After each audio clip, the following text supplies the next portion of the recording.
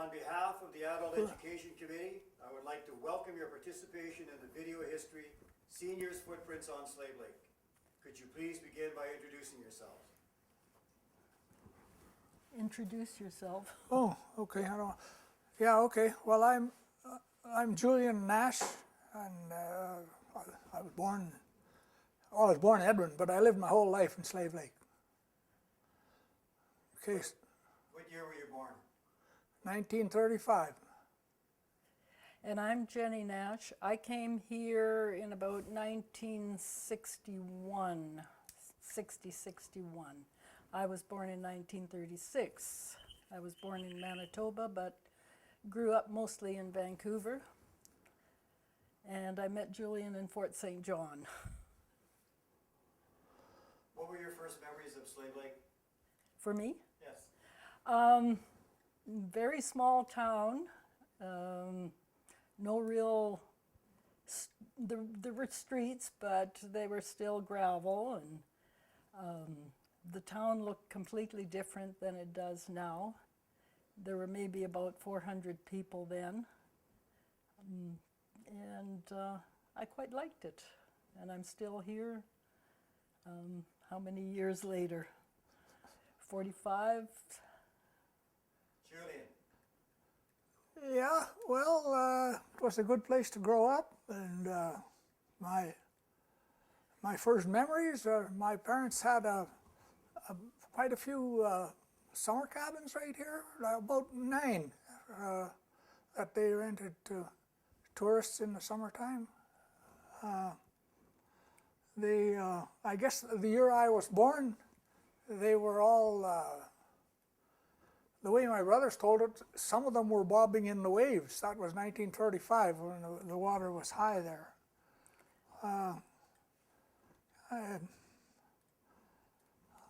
The thing is, I never knew, earlier in my life, I never knew the prosperity that my mother had seen. But in 1935 was the time that they lost pretty well all the money that they had because of the flood and the depression. And I looked around at our neighbors here, and I thought, gee, we're pretty wealthy because everybody was worse off than we were, but we were pretty well the bottom of the barrel, I thought, too. I shouldn't say, now I think that's the bottom of the barrel, but at the time I thought we were prosperous because we were never missed meals and lived right on the lake. Could you share some of the stories of your mother's and father's time in Slave Lake? Well, yeah, okay. The way I heard the story, they had a store near the bridge. It was that was considered Slave Lake, I guess, at the time.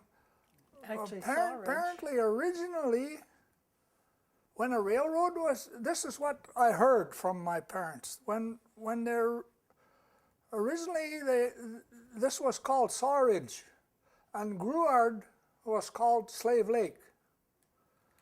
And as I understood it, the people heard the railroad was coming, which it was. So a bunch of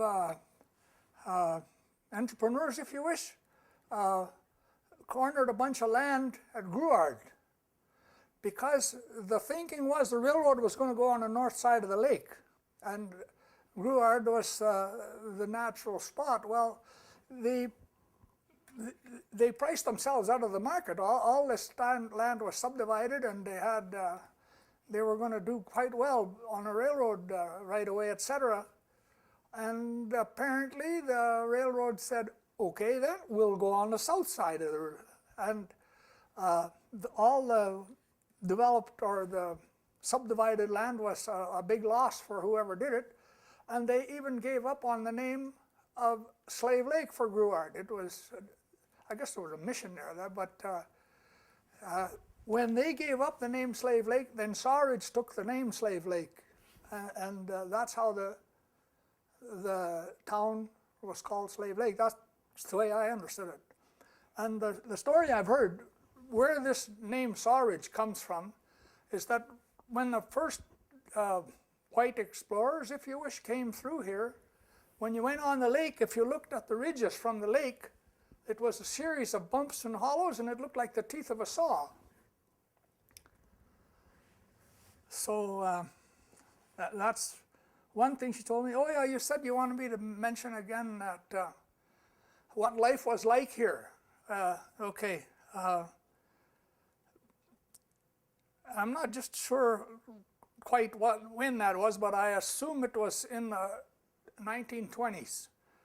And in Slave Lake, in the whole of Alberta, there was quite an unpopular law that they weren't allowed to have liquor. And the police and the judiciary, if you wish, and the entrepreneurs didn't think it was a good idea, but they had to enforce it to some extent. So my mother's first husband was an entrepreneur. His name was August LaRonde in Slave Lake. Walter Thompson was an entrepreneur too, as well as a JP, the Justice of the Peace. And the local, I'm not sure if it was RCMP or Northwest Mounted Police officer, he thought it was an awful waste of good booze too, I think.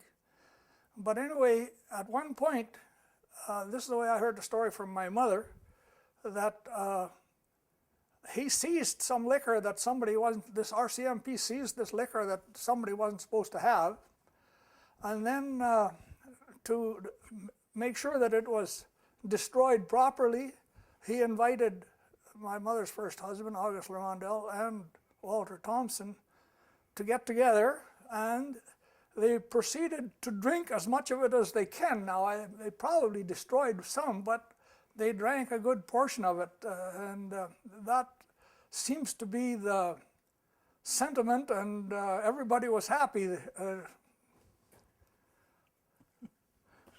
Okay, now you tell something. Well, I thought maybe you would tell about, where August LaRonde figured this, what he did here. Oh, yeah. Well, I imagine this was in right around the turn of the century, like very early 1900s, let's say in the area of 1910. The freight that was moved through Slave Lake, that was before the steamboats. The freight came up to, I guess it came to Athabasca, and then it came up the Athabasca River to a place called Mirror Landing, which is where Slave River, Lesser Slave River, empties into the Athabasca River. And from there, it was pulled up like various ways. It was, these people shifted, whether they were York boats or whatever, in places they would pull them up the river, people walking on the shores with ropes, pulling these boats. And August, my mother's first husband, had an uncle who worked on pulling these boats, and I'm not positive if August was along or if he was still back. He was from, his parents or people were from Ontario originally. Anyway, this uncle told August that Slave Lake would be a good place to build a trading post. And now whether August came here just for that purpose or whatever, but anyway, August could speak English, he could speak French, and he could speak at least one or two native languages. And he was native partly himself. He was, anyway, so that's how August LaRonde came to Slave Lake on the advice of his uncle and set up a trading post. When he set up that trading post, the Hudson Bay Company had a trading post in Slave Lake too. And August was so successful with his multiple languages, etc., that the Hudson Bay moved out. And that's how my mother's, and then of course, I guess it was about around 1915, my mother lived near Morinville at a place called Ray, and somehow they met, and I guess the sparks were there, they got married, and that's how my mother came to Slave Lake. And like I say, this fellow he was quite an entrepreneur, I guess, and he amassed quite a fortune and built the nicest house in Slave Lake at the time. It's still standing, that's where I was raised, just 300 meters south of where we sit. And then, of course, he died at a young age, August LaRonde. They had 4 children, LaRondes, but still, he died at a very young age, and then my mother met my father, and he moved to Slave Lake. And then, of course, 1935 came along, depression, flood, disaster, you might as well say. Apparently, where the town used to be there, I heard my mother talking about a guy by the name of Gaskell. Well, in fact, I heard them all talking about it, and that he had a hotel, and I guess he was another. At this point, August LaRonde was no more, and this guy was probably the most wealthy guy in town. But in that hotel, when the water started coming up, the way the story I heard is that they started putting boards on the floor because there was water on the floor, and then the waitresses started wearing knee boots, and then hip waders serving the tables, and then finally there was no dealing with it. Oh yeah, another pet peeve that my dad had was with this guy Gaskell. He was the only one that had a powerboat on Slave Lake, and I don't know what's considered fast, but in those days, this boat was faster than anything else on the lake. And this Gaskell liked to shoot ducks, and Dad didn't have a powerboat. And this guy would go out in the lake and rush under the ducks and shoot the ducks as they were flying. And this rotted my dad's socks, primarily probably because he didn't have one. What was it like to be a child in Slave Lake? Well, it's pretty hard to beat. We lived right here on the lake, and you could walk on the lake. Oh yeah, another thing that we used to have that was good when I was a kid, we were beachcombers, and the fishermen would put the nets in the lake, and they'd invariably, some of them would freeze in. You have to be careful if you put a net under the ice, that you put it deep enough so the floats have sunk away from the surface of the water, because once they freeze into the ice, there's no way you can move that net. Well, then that net is dead, but the floats are still stuck in ice, and in the spring, those floats would come up on the shore, and this town was pretty poor. And we'd go down along the lake and pick up those floats and then sell them back to the fishermen. That was a highlight for me anyway. What did you do for schooling here? Well, we went to the town. You walked? We used to have to walk. I started, I guess, when I was 6 years old. And though in the spring it was so muddy that my mother said it was too much, so she took me out, and I was 7 years old by the time I kept on going to school. But yeah, we used to walk. We thought it was 3 miles from our house to the school. And the bridge was there? Oh yeah, yeah. Yeah, there's been bridges there for a long time. I imagine they were there. Oh yeah, they were there. There was a bridge there before 1935. And well, I can tell you a story about that too. And when that flood came, the flood extended downriver to where the present bridge that, if you were, say, at Mitsu at where Chevron and those used to be, and you wanted to go to Smith, you could cross the river there. But in 1930, previous to 1935, there was the road coming from Edmonton or through Smith that came up the Slave River, but on northeast side of the river. So there was no bridge there then. So when the flood came, the waters extended, the flooded area extended downriver to the area more or less where that bridge is. And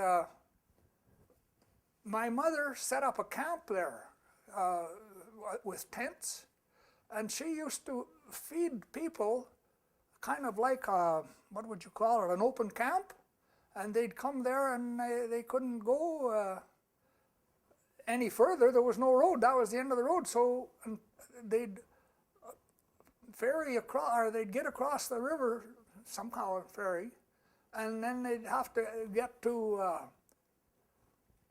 somewhere, I guess, where the town of Slave Lake is right now. In the meantime, there was no road, and I spent time apparently in a tent right there as a baby, and my mother made a few dollars by helping, like feeding people. So after you finished school, what was your first job? Oh, I was terrible. I had about 7 jobs the first year I quit school. The first job that I ever had was in Canuso, working for the Department of Mines and Technical Surveys. We were going in up the Swan River, and they did what they called a topographical survey, and there was aerial photographs back in those days too. And these people that I worked with were, I guess, engineering students or whatever. And they ran the transit, and they'd go up the Swan Valley, and they'd take this aerial photograph, and they called it pinpricking, and they'd poke a hole through that photograph, and then on the back they'd draw a circle around the pinhole and write the elevation in. And they did that for that area south of Canuso. That was my first job. I won't go into the other ones. I just kept changing around. I'd work for a week or a month and come home and live off of Dad. You're pulling on this. Dad and Mom. I don't know what I do, throw it out of whack. Yeah. How did you and Jenny meet? Well, I was working on a gas plant at Taylor Flats. That's on the Peace River, just between Dawson Creek and Fort St. John. And Jenny was teaching school in Fort St. John. And I don't know, I guess we... Met at a party. Was that it? Okay. That's right. How else did you meet people when you're young and single and in a strange town? Yeah. Yeah. My parents lived in Vancouver, but I thought for the first year I wanted to get as far away from home as possible, just to make sure that I could look after myself. And initially I wanted to go up to the Yukon, but there was a chance to get a job in northern Alberta, so I took it, or northern BC, sorry, Fort St. John. I had tried for a one-room school. I guess I had kind of a romantic idea that it was it would be exciting and a little bit challenging. Well, I think it would have been too challenging. A double grade, I taught grade 2 and 3 the first year, and that was enough challenge. So I was in Fort St. John for 2 years and met Julian the first year. Went back to Vancouver and got a few more credits, because when I took my teacher training, that was the last year when they had normal school. Once upon a time you did a 1-year training and then you could go out and teach and go back to summer school, which I did the first summer. Then I went back to Fort St. John, taught the second year. By that time I'd had enough schooling, so I went to Whitehorse for the summer and worked in a bar for a change, which was actually a good change.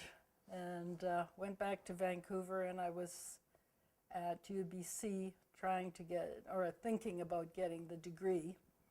In the meantime, we got married and went out on construction in a trailer instead.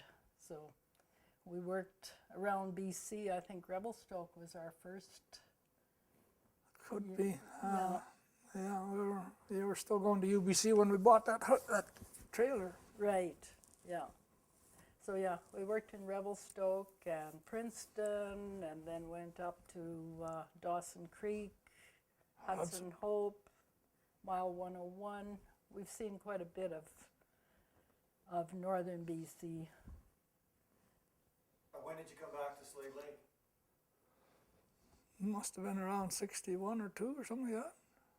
Yes, I think we always had the idea that we weren't going to stay on construction forever, and BC has been boom and bust for all its economic life. So when did we bought a piece of this piece of land from your mother Yeah. and father, and started thinking about putting the cabins up. So we were still in construction and came back here, and you fell the trees. Yeah. And skidded them and got that lady to peel Oh, them. yeah, Mrs. Yeleny and her sons peeled the trees for us while we went back out to make some more money. Okay. Then came back in the winter, and you started putting the cabins up. Is that? Yeah, it gets something kind of like that. fuzzy and. Yeah, that's funny. An aside on that, we found a kind of a cute thing with the natives. This lady was a real hard worker, and she peeled these logs for us, and took the like I was to pay her. Well, my mom had chickens which laid eggs, and we had a garden which produced potatoes. And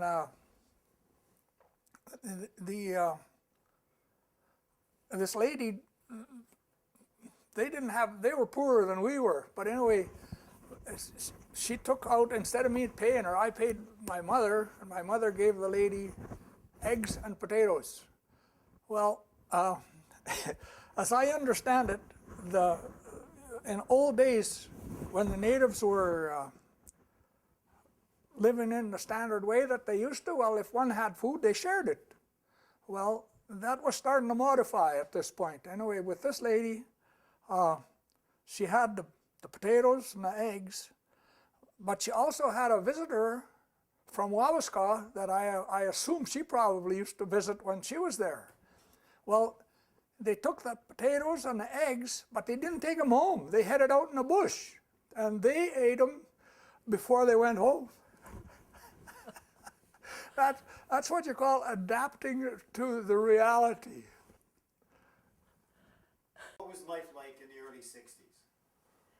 Well, it was all right, but I'll tell you, this was quite a poor town previous to when they hit oil. But we were very lucky that we came back to Slave Lake when we did, because it was still very poor. And then within 2 years of us coming back, they hit oil, which changed the picture quite a bit.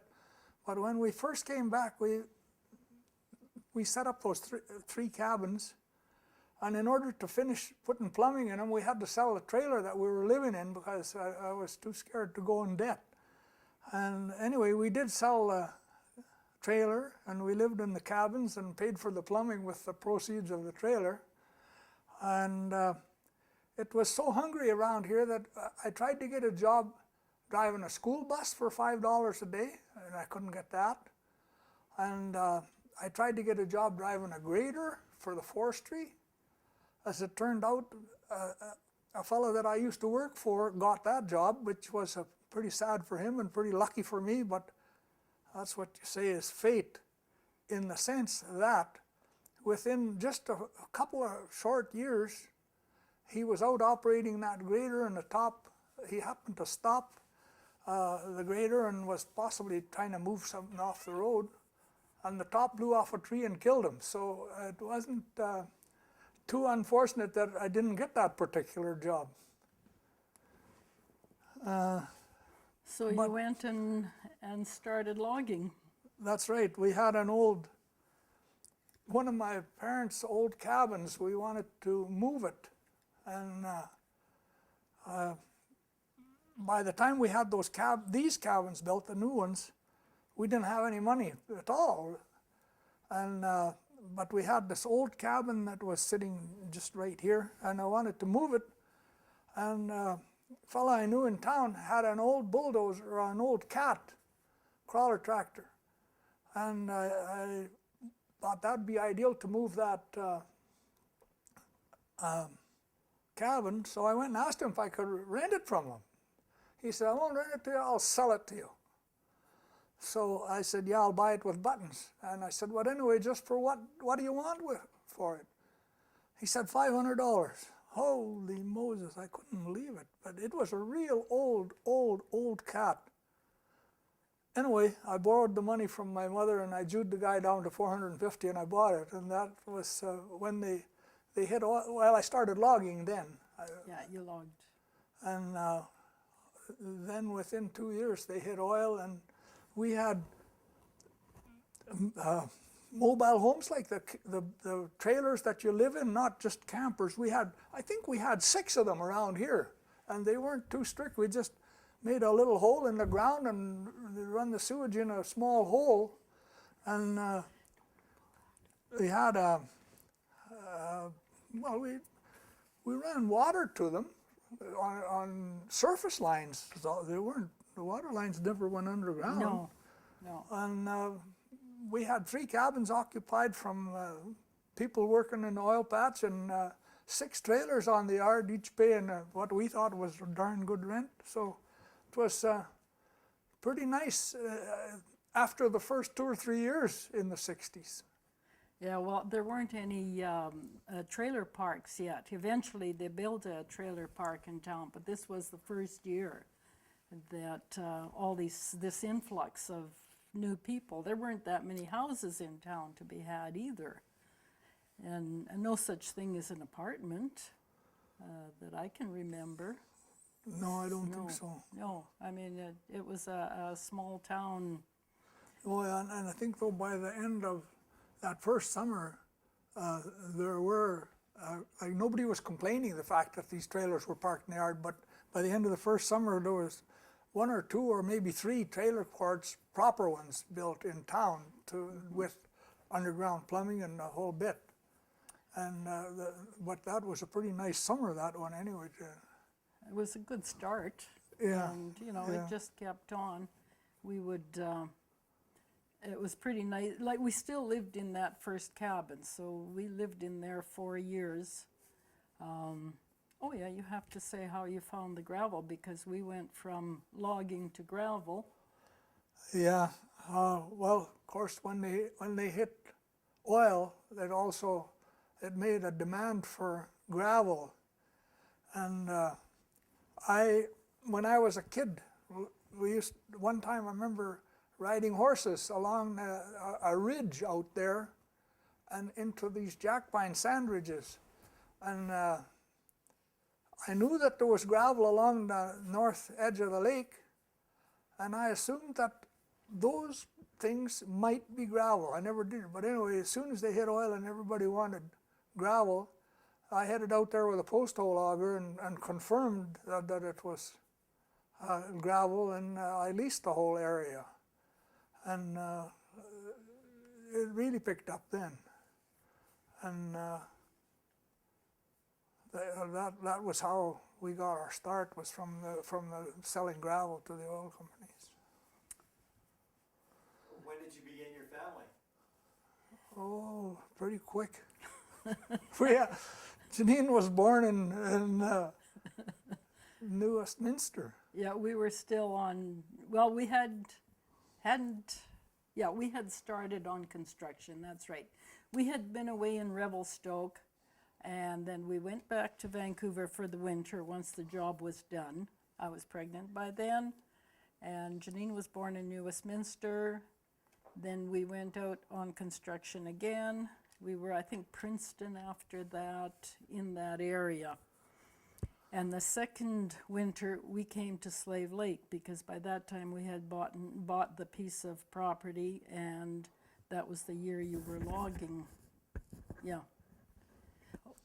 No, we hadn't. Anyway, Eddie was born when we were living in Slave Lake. Janine was born when we were Yeah. still. So 1960 and 1962 is the year that our children were born. And we lived in a trailer for that first winter. And it wasn't so great because we didn't have power. We just had a light plant, so you would turn that on at night for a while. You didn't have underfloor heating, so we had this oil stove, right? Is that what it was? Yeah, it was an oil stove. Yeah, well, that was fine if you were around the stove, but the other ends, the ends of the trailers were pretty cold. Yeah, but another thing that I don't know if you've ever lived in a trailer without power, but an interesting factor is all you've got is a single layer of glass. That was an old Fleetwood, 37 feet long and 8 feet wide. But you would never believe how much ice condensation can form. No exaggeration, at the bottom of the window, on the front window, there was well over an inch of ice. And you'd take warm water and warm up the glass and try to pick this off the floor, or pick it before it hit the floor. And I remember Jenny had a typewriter in a little built-in cupboard in the bedroom. And there was so much condensation that those drawers were wet. And that typewriter had a kind of a fabric over top of the wooden case. And that was molded right pretty well off of it, just from the condensation. Yes, and I can remember one day it was so cold, we were sitting around that heater, and the cat we had got up to the heater and sort of got up on her hind legs and put her stomach against the kind of a protection that we had, so that the toddler wouldn't fall against the stove, but it was trying to get warm. So anyway, that, and then when we sold the trailer, I think we sold the trailer to get money for plumbing, for something for the cabins, the plumbing, yeah. That's right. So we moved into, that was the year Eddie was born, we moved into the cabin, and it was just a shell. So the floor were just boards with gaps in between. And I can remember holding one end of the power saw when you were cutting out the holes for the windows. Yeah. But we did get it winterized, and we lived in that for 4 years. And then we finally got some money, and we were selling gravel and having some money left over. You said we can either buy a truck, Two trucks. or we can build a house. Well, that was a no-brainer. We built the house in 1966. So Janine was 6 years old, Eddie was 4 years old when we moved into this house. And believe you me, having, two preschoolers in a cabin that was 20 by 25 feet was a bit of a the summertime wasn't bad because, first thing in the morning they'd eat breakfast and then they'd be out all day. But in the wintertime, 2 preschoolers, and you try and put them outside. By the time you finish bundling them up, they're ready to come back in. Then I gotta go to the bathroom. So my memories of the cabin were not all that wonderful, but thank goodness that was in the past. We didn't have to stay there. So after that, we rented the cabins pretty well. Once the town got apartment buildings and trailer parks and that, we would rent the cabins in the summertime only. and then closed down in the winter. And that was a lot easier, because in the wintertime when we were renting the cabins, my other job was to trundle that. We heated them with heating oil, like it was like a diesel. Well, yeah. Yeah. So you filled up and it wasn't automatic. You got a pail of diesel, you took it over to the cabin and you poured it in, and there was always a drip or two, and that had to go on. I forget whether you did it morning and night or the one filling did. I don't remember either. I don't remember. Probably depending how cold it was. Yeah. So, once, if you didn't have to do that in the winter, that was fine. You didn't really have to heat them that much in the summer. And then eventually we got, natural gas. So Propane first. Oh, that's right. We got propane after that. That was a big improvement. And then eventually we got natural gas, and that came through, which made life a lot easier. And we had power then. When did we get the power? That was... Yeah, I don't know, but I found it kind of cute when we were applying to get power. There was a guy by the name of Herman Stamp, and he worked for the utility company. And I guess they had a standard rate, and they wanted $7,000 to put the power down here. And I don't think he works for them anymore, so we won't worry about it. But he was good enough to tell us to go to the utilities board, and they got him to come down considerably on it. And I forget what we paid, and then there was a stipulation too that if other people joined on, we were supposed to get some money back. That's right. Yeah. So it ended up being nothing, like maybe $1,000 or $2,000 by the end, as compared to $7,000. Yeah, which we couldn't afford for sure. Yeah. So and so the cabins are still going, but now I don't have to look after them. We kind of gave them over to our son, and he's got an employee that looks after them. But that's carrying on tradition, because Julian's parents had cabins here in 1932. 32? Yeah. Yeah. There's one cabin still standing there. You can see it from here. I'll just see if in your camera, not quite. No, it's hidden behind the greenhouse. Whoops. Careful, careful. Yeah. But anyway, Julian's mother gave us her book where she kept track of the different people that used to come. There were a lot of people with the railroad that came from McLennan to stay in the cabins, and we've even had the children come, or people come by and say, I used to come here as a child with my family, and even I don't think we ever had any of the parents come, but we have had the No, probably not. But my sister, who lives just across the fence, well, her oldest son, Darcy, married a girl by the name of Jones, and her family used to come to Slave Lake back in those days. I don't think she was born then, but... No.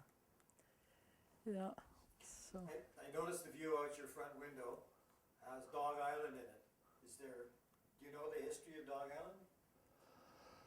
Well, I mean, if we're going to say history of Dog Island, I'm going to say why is it called the Dog Island, and answer my own question. As I understand it, the Hudson Bay Company used to have a lot of dogs. Now, I don't know just at what point. That was long before my time. And they would put them on the island in the summertime, and they probably have one person stay there to catch fish and feed the dogs. So that's how it came to be called Dog Island. And then what my mother told me was there was a fellow by the name of Captain Nicholas that lived there. He had a house there, and he even had a farm, cattle, if you wish. And they stayed there for a few years, and then, well, it wasn't viable, I don't think. And then I heard different, just little stories about this Captain Nicholas. Apparently, his wife was not nearly as keen on that island as he was. And at one point, this guy came to, like, he was an old German sea captain, and he came to Slave Lake. I'm pretty sure he was a captain on one of the river boats that traveled on this river and lake. And I think he retired when those boats were still sailing, and he lived on that island, but his wife had gone to Edmonton or something, and he was really meeting the boats. He was anxious to see his wife come back, and she wasn't coming back as quick as he thought she should. And I guess he had a bit of a German accent. Anyway, he met the boat this one time, and there were quite a few men of the world who knew everything on this boat. And he says, "Is my wife there?" And the captain of the boat said, "No, but she sent you this bottle." And he gave the captain a bottle of liquor. And he says, "For the liquor I care not one damn. My wife, I want my wife." And one of the guys of the world, if you wish, or had that attitude, he says, "Easy, easy. Your wife is just a woman. A bottle is a drink."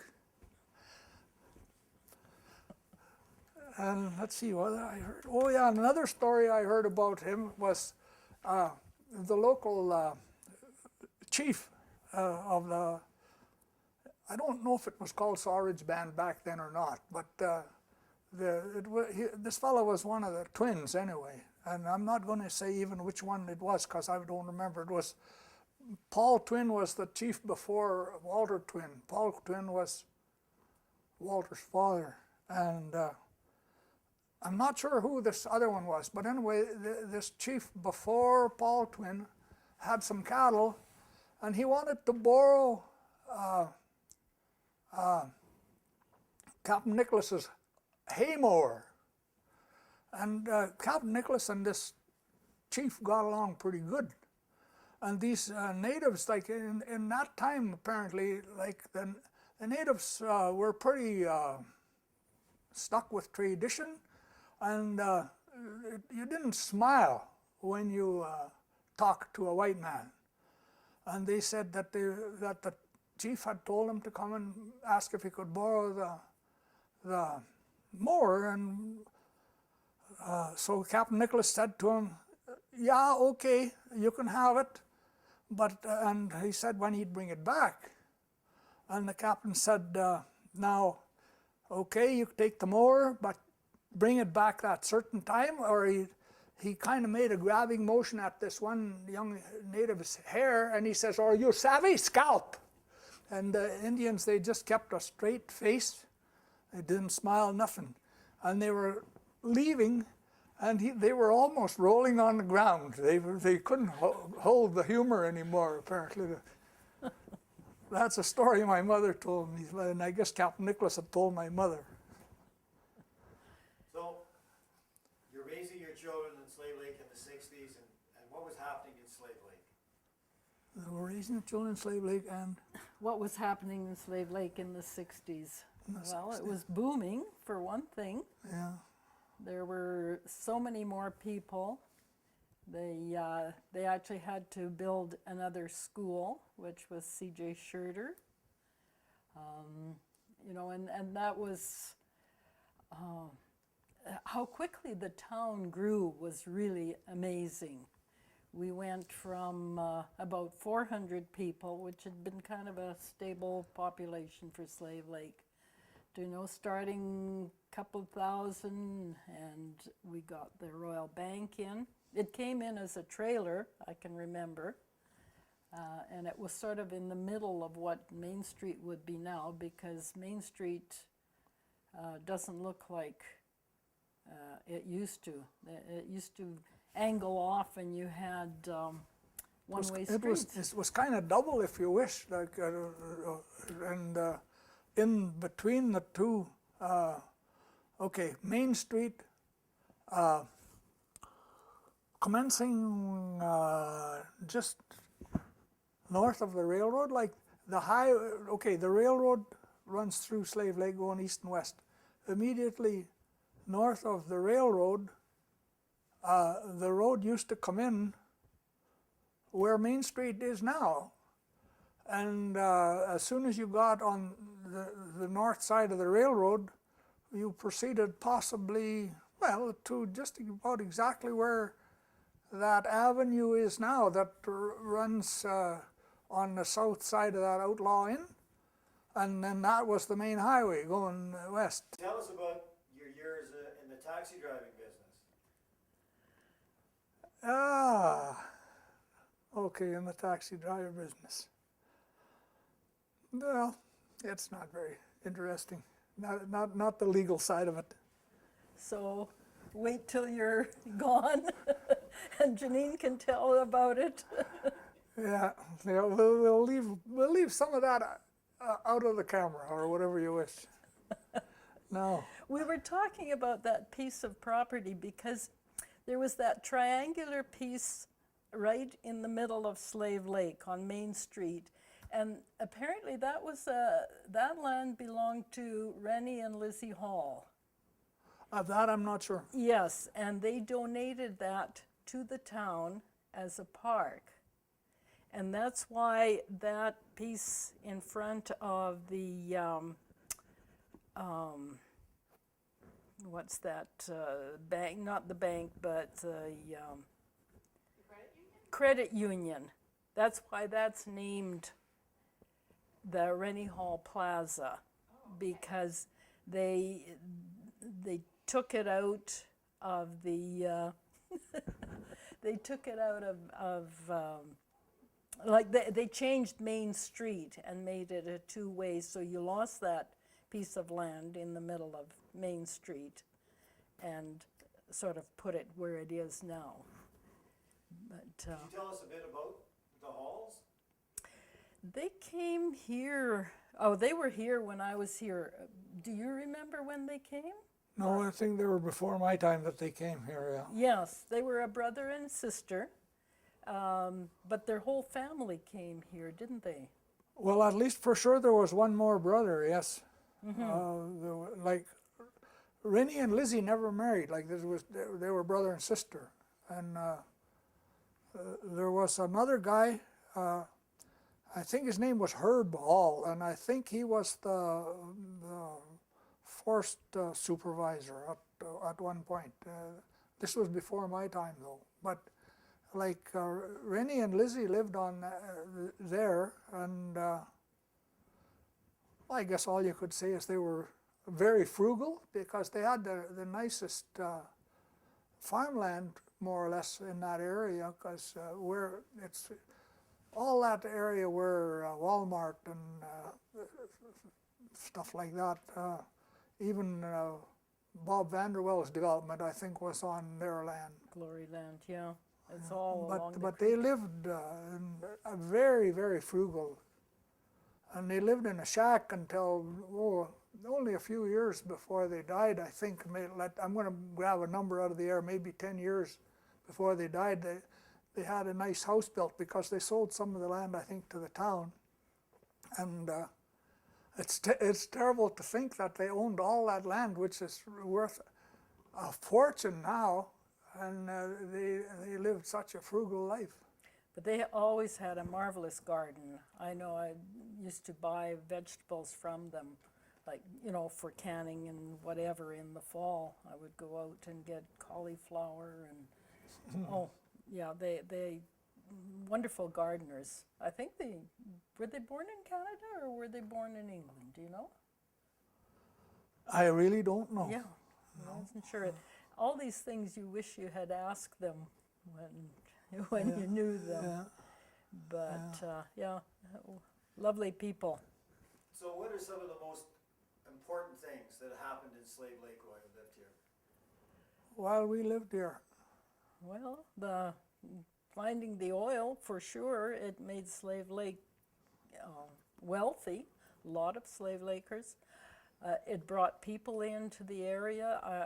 I know that a lot of people, when they first came to Slave Lake with their various companies like Chevron and Imperial, they thought they were coming to the end of the world. Yet after a while, they decided, some of them even left the jobs, left the companies that they were with to start a business of their own. They didn't, the companies would move their people quite a bit in those years, and some of these people didn't want to move, so they would, start a business. I know that, and certainly one RCMP left the force and started a business here rather than move. Yeah, we had, they certainly changed their minds once they came to Slave Lake. And of course, the highways got better because I forget what year, but if you went to Edmonton, you had pavement from Edmonton to Westlock, and then it was gravel after that. And, once they started paving and coming up our way, that was certainly a lot better. So, yes, you got so many more amenities. We got a hospital, of course. That was the other. And so now we have 4 schools and another one being built, whereas you had only the one when Julian was... well, there were Going 2 to schools, school? but they were side by side. Oh, okay. What are some of your happiest memories in Slave Lake? They're still going on. It's a beautiful place to live. We're so fortunate that we live here, not so close to town, and yet we still have privacy, we still have space. I guess the lake provides, and the fact that although both of our children went away for a while, they came back and are making their homes here too, so we've always been close to them and to our see our grandchildren grow up. So we have 4 grandchildren, the boy and a girl for each family, and they're growing up too. And it's starting to be that you're thinking, well, maybe the great-grandchildren are going to come along not too long from now.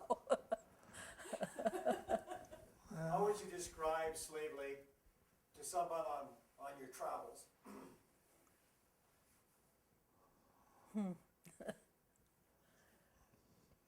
Well, I guess kind of a boomtown in a sense.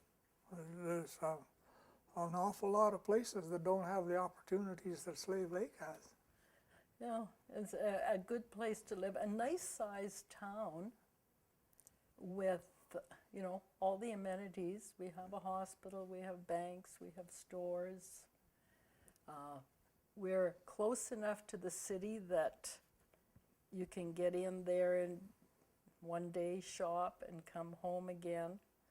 But you're not so close that the city is spilling out and taking over the area that you're in.